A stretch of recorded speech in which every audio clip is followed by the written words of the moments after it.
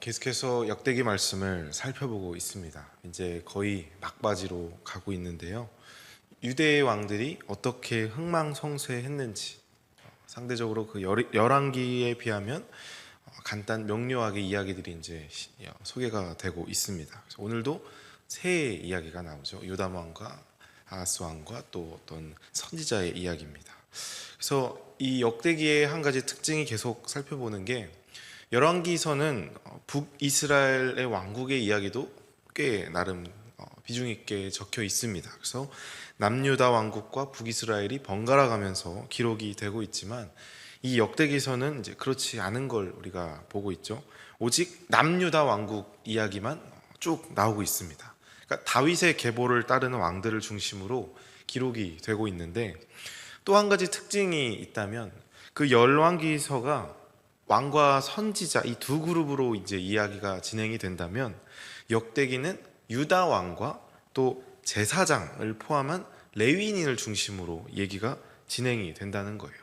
그래서 북이스라엘은 철저하게 이 역대기에서는 적으로서 이제 묘사가 된다는 것입니다. 그 이유라고 한다면 우선 그 예배의 차이입니다. 성전이 북이스라엘에는 없어요. 북왕국 이스라엘에 있지 않고 예루살렘 남유다 땅에 있기 때문에 그 이제 그 당시 그들에게 제사는 성전에서 드려지는 거잖아요. 그래서 처음에 북왕국이랑 이제 갈라지고 나서 여로보암 왕이 딱 갈라졌을 때 이 백성들이 제사를 드리러 예루살렘에 간다고 했다가 또 막 자기 나라가 혼란해질까봐, 마음이 동요할까봐 두 금 송아지를 만듭니다. 그래서 이렇게 말해요. 이게 너희의 신이다. 애굽 땅에서 너희를 인도하신 하나님이다. 시작부터 그러니까 이 남유다 입장에서는 잘못된 나라인 거죠. 그러니까 그걸 하나는 베델에 두고 하나는 단이라는 곳에 둬서 뭐 절기나 이런 것도 다 제대로 안 지키고 그냥 본인들이 만든 그런 절기만 지킵니다. 그러니까 남유다 입장에서는 얼마나 이 북이스라엘 백성들이 이 사이비도 이런 사이비가 없는 거예요. 믿지 않는 이방인들이 차라리 더 낫다고 할 정도로 그래서 이제 사마리아 그 사람들이라고 하잖아요. 혼합 족속들. 그래서 치를 떨게 만드는 그런 역사적 배경이 있습니다. 그래서 이 열왕기서를 보면 북이스라엘이라는 나라는 아예 이제 타락해버린 나라라기 때문에 어쩌면 좋은 비교 대상이죠. 그래서 그에 비하면 그나마 나은 남유다 왕들의 상태를 볼 수 있는데, 우리가 계속 보고 있는 이 역대기에는 비교 대상이 없습니다. 그래서 계속 강조되는 게 여호와 보시기에 그들이 올바른 길로 행했더라. 여호와 보시기에 온전하였더라. 영적인 어떤 상태가 객관적으로 어떻게 보면 계속 보이는 것이죠. 늘 기준은 하나입니다. 하나님이 보시기에 하나님을 경외하며 순종하는 왕이었는가? 하나님이 보시기에 이들이 올바른 신자였는가? 아니면 하나님의 도를 따르지 않는 사람들인가? 오늘 말씀도 그래서 마찬가지죠. 나병이 걸린, 어제 살펴봤지만 그 우시야 왕을 대신해서 왕궁을 관리하던 그의 아들 요담이 이제 우시야가 죽었어요. 그리고 정식으로 왕이 되는 모습입니다. 사실 우시야가 처음엔 잘하지 않았습니까? 근데 하루아침에 저렇게 성전에서 나병 환자가 되는 것을 어쩌면 아들로서는 가장 가까이서 봤을 거라는 겁니다. 그래서 요담이 어쩌면 무서웠는지도 모르겠어요. 그 하나님을 따르고 섬긴다는 게 2절에 보시면 행위나 모든 게 다 정직하고 좋았는데 뭐라 합니까? 여호와의 성전에는 들어가지 않았다라고 말하죠. 참 이럴 수 있을까 싶어요. 저는 개인적으로 읽으면서 다 좋고 다 정직하고 여호와 앞에서 좋았는데 성전에는 들어가지 않았다. 그러니까 뭐라고 합니까? 백성은 여전히 부패하였다. 그러니까 어떤 삶이나 행동 이런 거는 딱히 이렇게 나쁘지 않고 뭐 죄를 크게 지낸다거나 그렇지는 않았다고 하지만 성전에 들어가지 않았다는 건 어떤 제사나 하나님과의 직접적인 가까운 교제나 관계, 그러니까 다시 말해 예배 생활을 소홀히 했다는 것을 단적으로 보여주는 거겠죠. 여러분, 우리가 삶을 살아가는 것을 신앙생활이라고 한다면 신앙생활에서 가장 중요한 게 신앙과 생활입니다. 우리가 올바른 신앙에서 나오는 올바른 생활이 되어야 한다는 거 아니겠습니까? 먹고 사는 게 내 삶이 중요하다 해서 또 예배를 소홀히 하게 되면 당연히 안 되겠지만, 또 교회를 사랑한다고 해서 밤낮으로 그냥 교회만 살고 뭐 가정이니 뭐니 돈벌이니 남몰라라 하는 것도 건강하다고 할 수 없다는 것입니다. 그 두 가지의 균형, 삶과 암, 그 신앙과 생활이 잘 균형 있게 가야 한다는 것이겠죠. 아마 요담 왕이 뒤늦게라도 그걸 깨달았나 봅니다.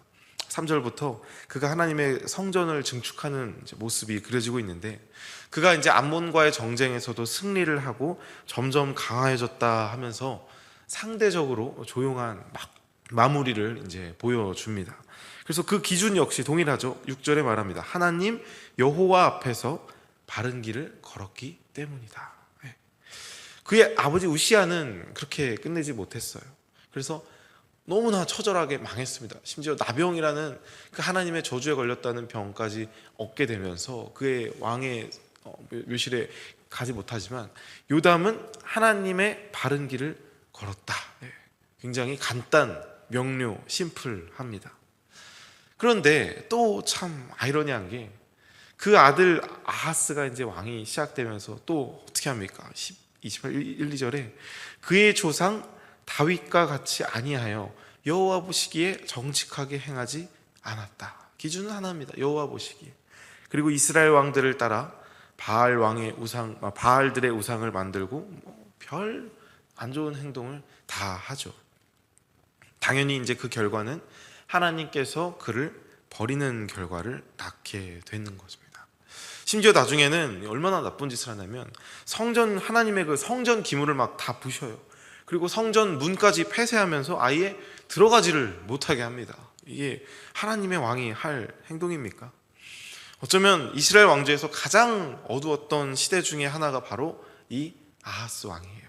그래서 그로 인한 결과들이 5절부터 나오는데, 하나님이 그들을 버린 결과는 하나님께서 그를 아람 왕의 손에 넘겨서 수많은 사람이 죽고 또 이스라엘 왕의 손에 죽게 하고 또 포로로 끌려가면서 아주 처절하게 당하는 모습이 이제 그려집니다. 저는 참 이 역대하 스토리를 이렇게 쭉 읽으면서 어떤 그 옛날에 우리 어려웠던 조선 왕조 실록이나 뭐 그런 왕들의 정말 그런 모습이 그대로 있구나, 이 결국 사람들의 모습이 이렇구나, 어쩌면 이 드라마도 이렇게 만들면은 왜 이렇게 업다운이 심하냐 욕먹을 정도로 너무 이게 낙차가 큰 거예요. 어떻게 내가 이런가 싶을 정도로 이렇게까지 타락을 했다가, 또 어떤 왕은 이렇게 좀 했다가 그 아들은 또 완전히 타락했다가, 참 올라갔다 내려갔다가 아예 바닥을 찍고 막 땅을 파고 지하로 들어가는 이런 모습을 보면서 참 하나님이 저는 오히려 대단하다는 생각이 다시 들었습니다.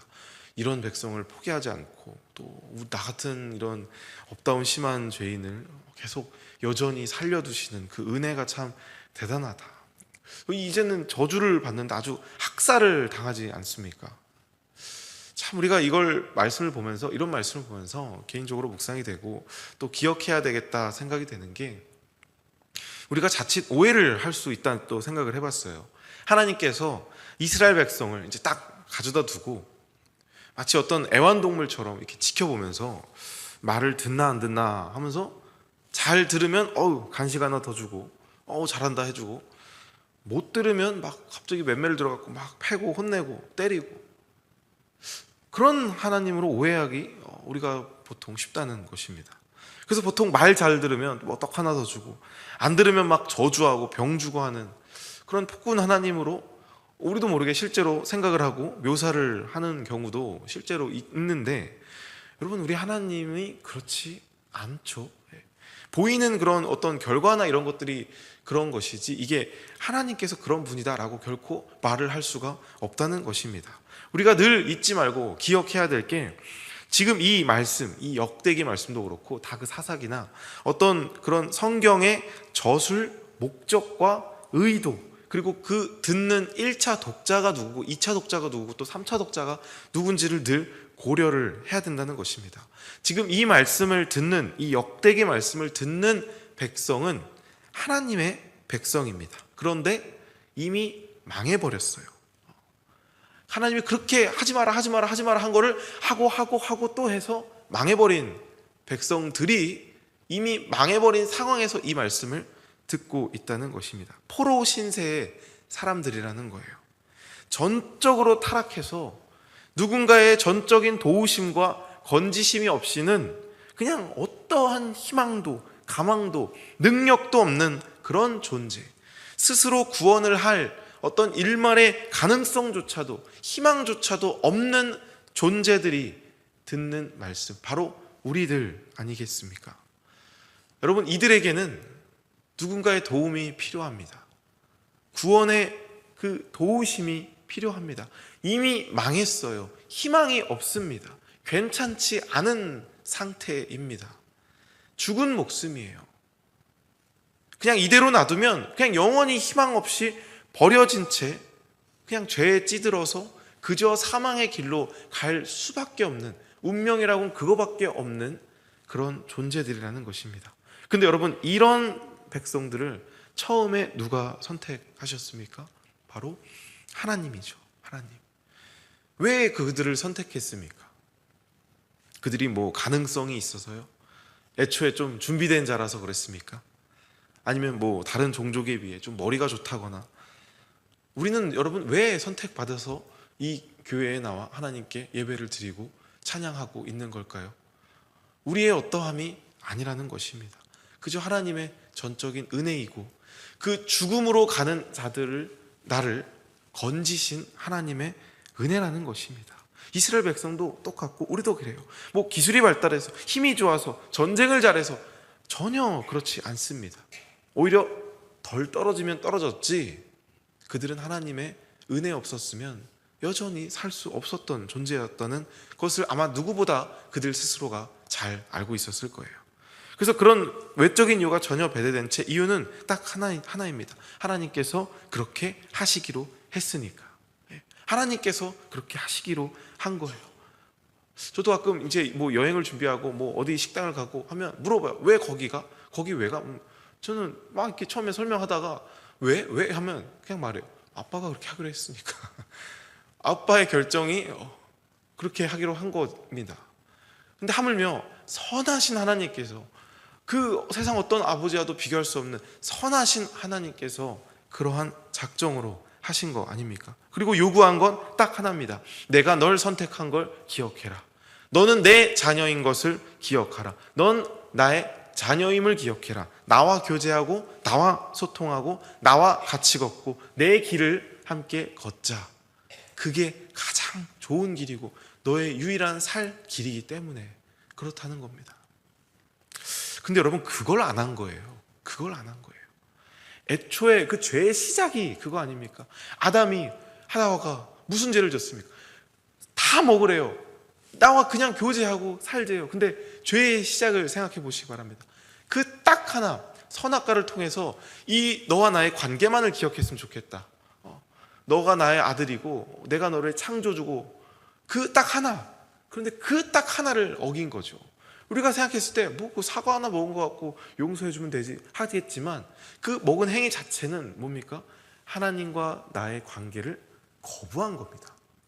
그 관계 하나였는데 그 관계를 거부한 거니까 그게 죄의 결과인 거죠. 이 모습들. 그럼 당연히 그 결과는 어떻겠냐는 거예요. 애초에 힘이 없고 능력도 없고 죽을 수밖에 없는 존재가 그 관계 하나로 살아있는 존재인데, 그 관계를 끊어버리면, 그 생명의 하나님의 도우심의 존재를 거부한다면 내가 살겠다는 거 아닙니까? 선과 악을 내가 판단하겠습니다. 하나님 필요 없습니다. 내가 살아가겠습니다. 여러분, 우리가 지난 웨스트민스터 교리 수업 때도 우리가 배웠습니다.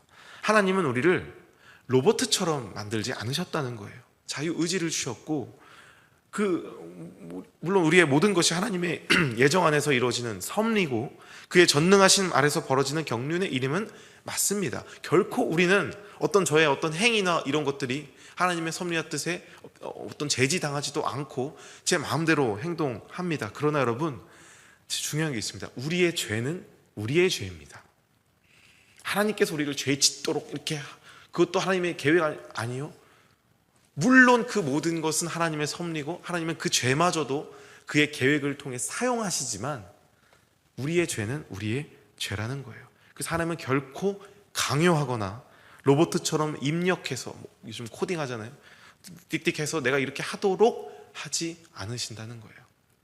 그래서 그 자유의지를 통해 당신을 섬기고 따르라 하시고 참여하게 하시고 유도하십니다. 다만 우리의 결단과 노력이 필요한 겁니다. 우리의 의지가 필요해요. 물론 루터도 말했습니다. 우리에게 남은 의지란 죄를 지을 의지밖에 없다라고 하면서 어떤 우리의 가능성조차 사실은 없는 것도 맞습니다. 그러나 그래서 우리를 행하게 하시는 것도 하나님의 은혜라는 거예요. 나의 힘으로 하지 않고 주의 은혜를 구해야 된다는 것입니다. 여러분 참 감사한 게 뭔지 아십니까? 그 하나님께서는 그래서 그렇게 타락하고 또 죄를 짓고 관계를 거부하고 해서 결국 그 사망의 길로 가는 그 인간을 인내하시고 참으신다는 거예요. 우리 월요일 본문에서도 예배는 드리지 않았지만 요아스 왕이 보시면 잘 하다가 그 제사장 여호야다 그 도움을 통해 잘 하잖아요. 너무 잘해요. 근데 그 여호야다가 죽으니까 바로 죄의 길에 빠져요. 바로 그냥 다 스가랴 말 다 무시합니다. 그 아들 제사장도. 근데 여러분 놀라운 게 뭐냐면 그 24장 19절을 보시면 그러나 여호와께서 그들에게 선지자를 보내사 다시 여호와에게로 돌아오게 하려 하심에 라고 또 말합니다. 늘 그러나의 은혜가 있어요. 우리는 이렇지만 그럼에도 불구하고 또 하나님을 보내시고 또 말씀하시고 내가 이렇게 행동했지만 또 오늘 이 말씀을 통해 말씀하시고 찬양을 통해 사람을 통해서 다시 올바른 길로 돌아오게 하신다는 것이 참 하나님의 은혜라는 것입니다. 선지자를 계속 보내요. 선지자를 다시 여호와께 돌아오게 여러분 그게 무슨 말입니까? 하나님은 포기하지 않으신다는 거죠. 도무지 포기하지 않으신다는 겁니다. 근데 그들이 어떻게 해요? 그들이 듣지 아니하니라. 그래서 아들 스가랴를 보내지만 또 여호와를 그를 막 죽여버려요. 그래서 경고합니다. 너희가 여호와를 버렸으므로 여호와께서 너희를 버린다. 그런데 왕은 회개하지 않고 또 심지어 여호와의 뜰에서 그 선지자를 죽여버리죠. 그럼에도 또 보내시고 또 보내시는 이야기들이 이 역대기 이야기, 사사기부터 이어진 계속 그러한 이야기입니다. 그래서 오늘도 오데시라는 북이스라엘 선지자를 통해 또 살리시지 않습니까? 그 악한 북이스라엘조차도 선지자가 있어요. 호세아도 있었고 오늘은 또 오데시라는 사람이 있고 그런데 계속 듣지 않죠. 그러나 우리가 여기서 알 수 있는 건 하나님 잃어보시구나. 소망이 있구나. 희망이 있구나. 그 소망이 오늘 이 2025년 10월 17일 오늘까지도 이어지는구나. 그것을 우리가 알 수 있다는 것입니다. 그래서 여러분 그 소망이 결국 무엇으로 완성됩니까? 예수 그리스도, 예수님의 하나님의 보내심의 완성, 사랑의 결말인 것입니다. 그래서 여러분 오늘 그 새벽까지 이어지는 이 사랑을 오늘 기억하시기를 바랍니다.